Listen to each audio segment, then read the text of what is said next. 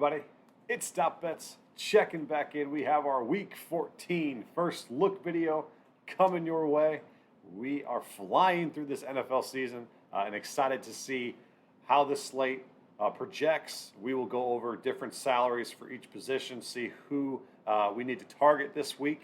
Last week we had our best week of the season, Week 13 Spike Week, won about $530. Pretty much doubled our input. We are excited to get going for this week.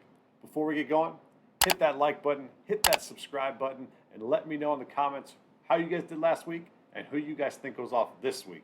I appreciate all the comments that you guys have been doing, all the liking, all the subbing. Absolutely means the world to me. I appreciate that.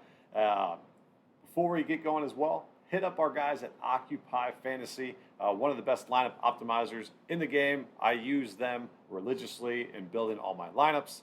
And then our guys at matchbets.com. Use code DB100, head-to-head sports wagering. Use my code and you get a 100% sign-up bonus up to $1,000. And lastly, do not forget, tune in every single Sunday to the On the Dot live show. We went 4-2 for like +2, maybe even +3 units, somewhere in between there. Last show, we are rolling with those free picks as well. Also, join the free Discord in the link below. Everything's in the link below. Check me out. Let's go over our top lineup. And without further ado, let's go.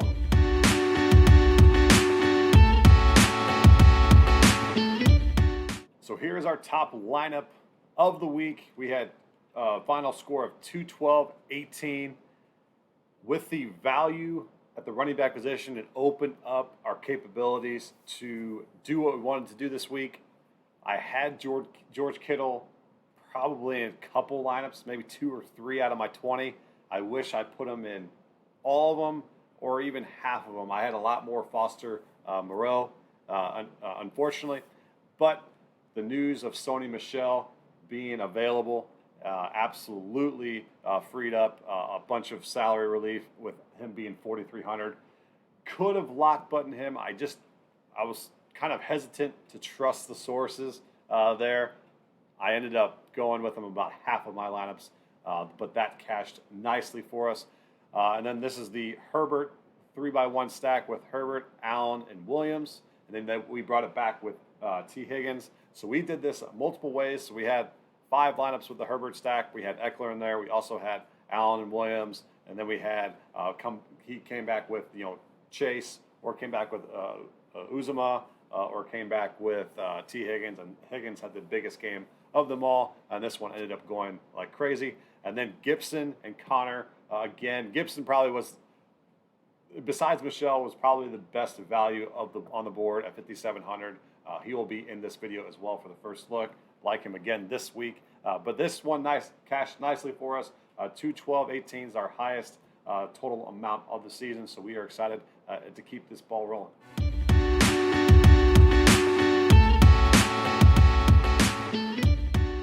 All right, so let's dive in position by position, see how the salaries have changed from the previous week, and see what type of matchups we have going for us, and who we can exploit. So the quarterback position this week is absolutely loaded. It's very, very top heavy with a bunch of studs on the slate. But like I said at the beginning, game stacking is very tough this week. We'll flash here to the over-unders that you guys can see. There's only one game currently that's in the 50s, and this is pretty much where you want to kind of start, where you want to see what game you should particularly target. The top one here is the Bills-Bucks game, which is 52.5. Then you got the Bengals 49. There's a bunch of low 40s games. 47.5 the Chiefs-Raiders.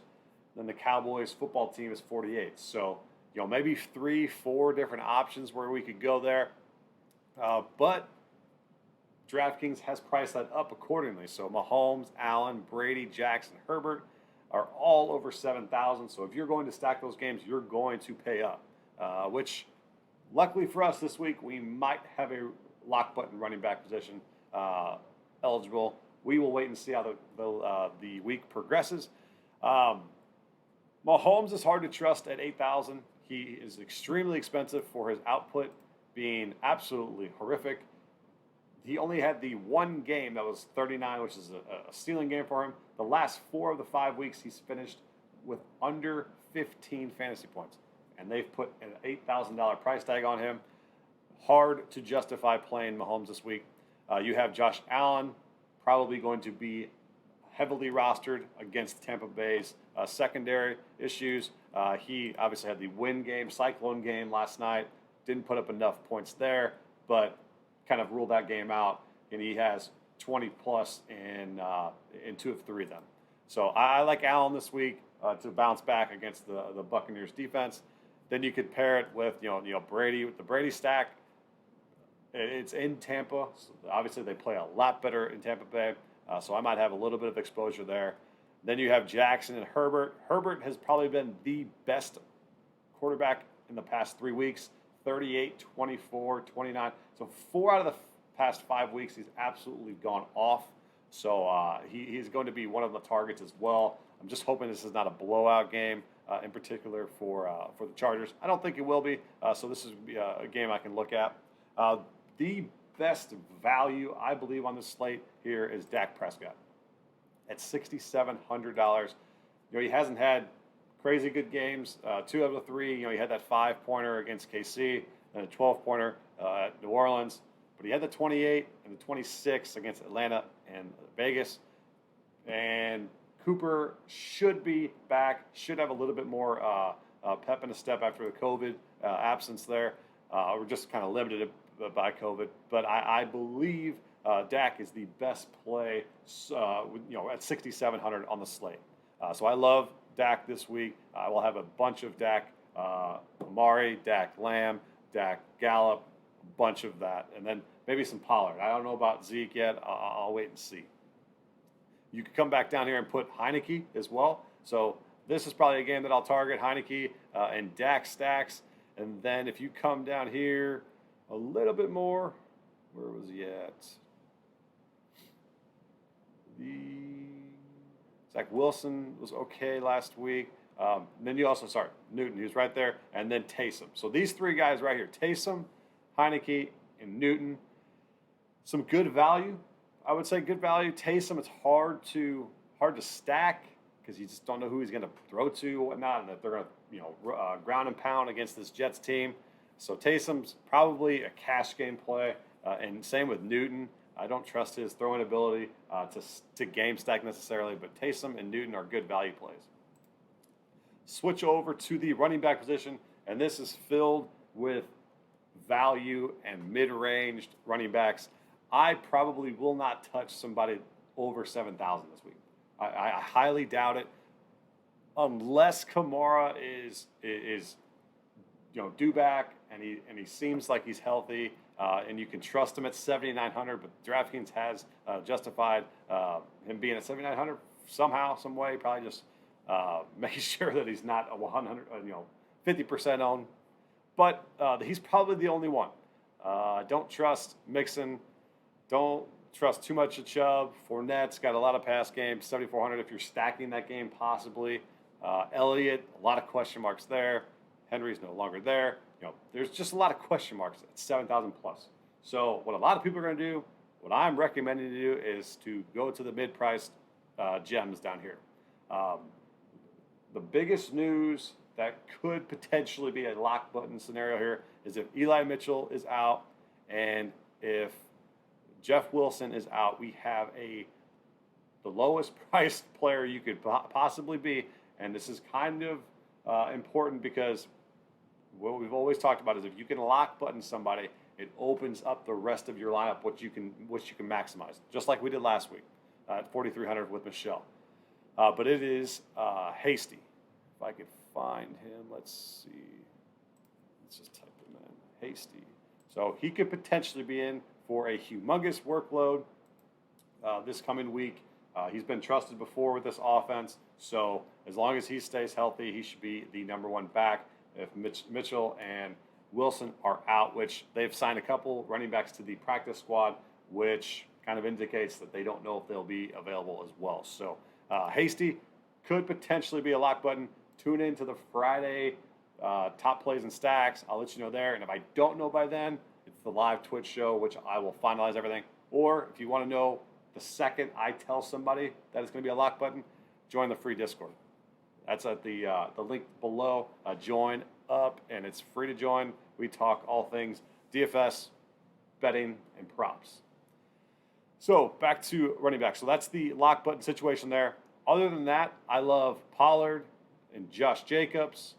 And then, like I was talking about earlier on, Antonio Gibson. So if you're game stacking this game, I don't believe McKissick will be back as of right now. We'll see how it goes. But he has been the CMC type back where everybody thought, in the early on in the season, 20 plus fantasy points in 3 of 4. And he's been heavily targeted in the past game, 7 targets and 6 targets, week 12 and 13. He's fully healthy. He's ready to go, and maybe possibly win people some fantasy leagues this year.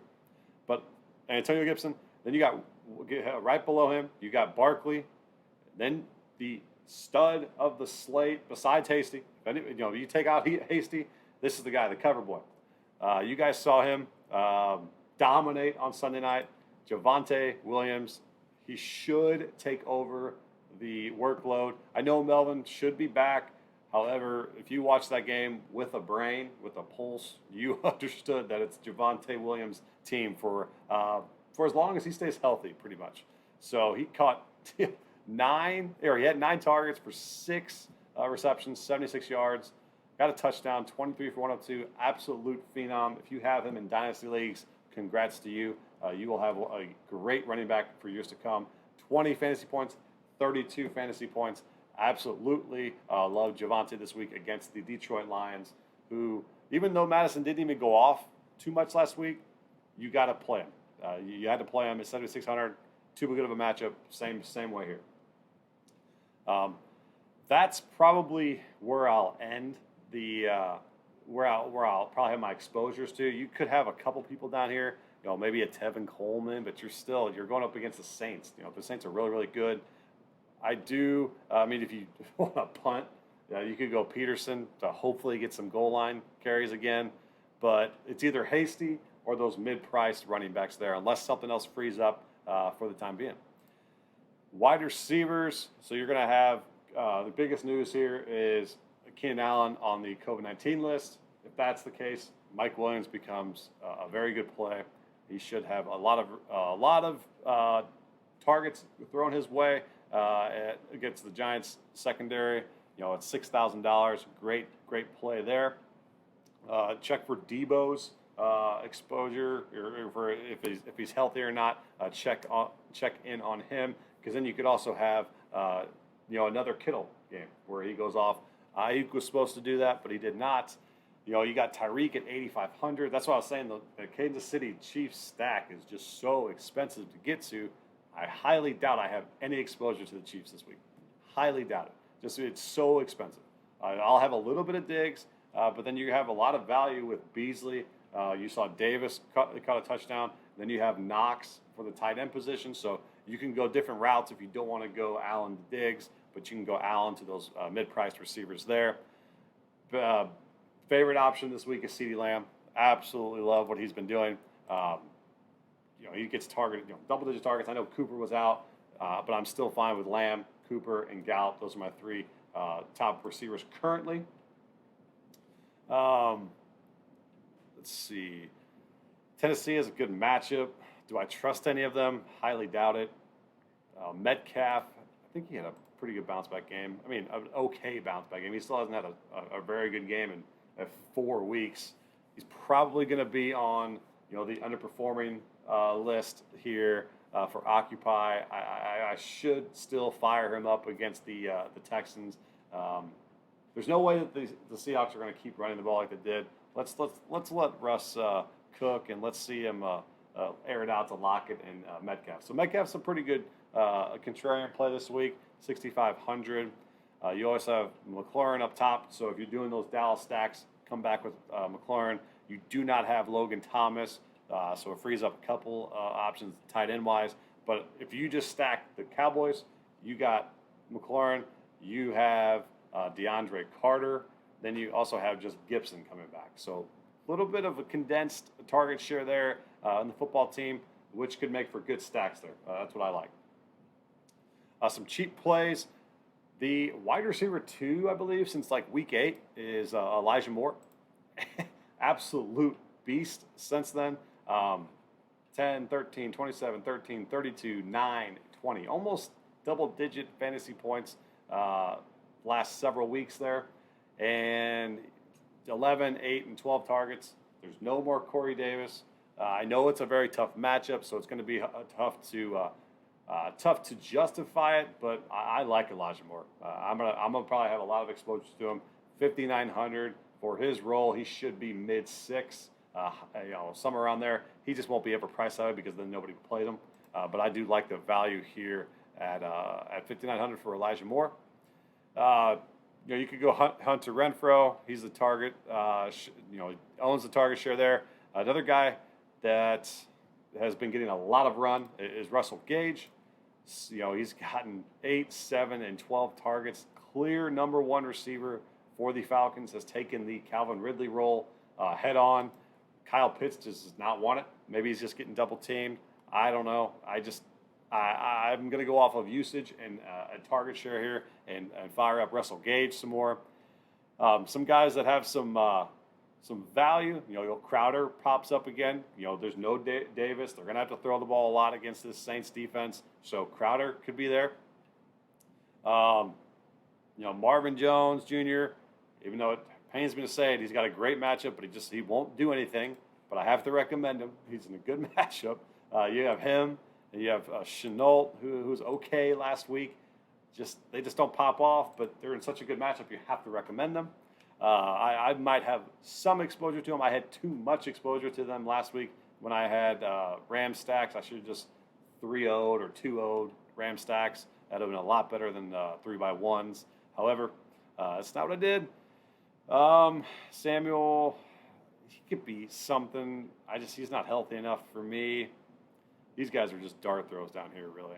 Treadwell was the guy for Jacksonville here. And then you had DeAndre Carter down here. So if you want some salary relief, not a bad option here. 8 targets, 5 targets there. So I wouldn't mind him.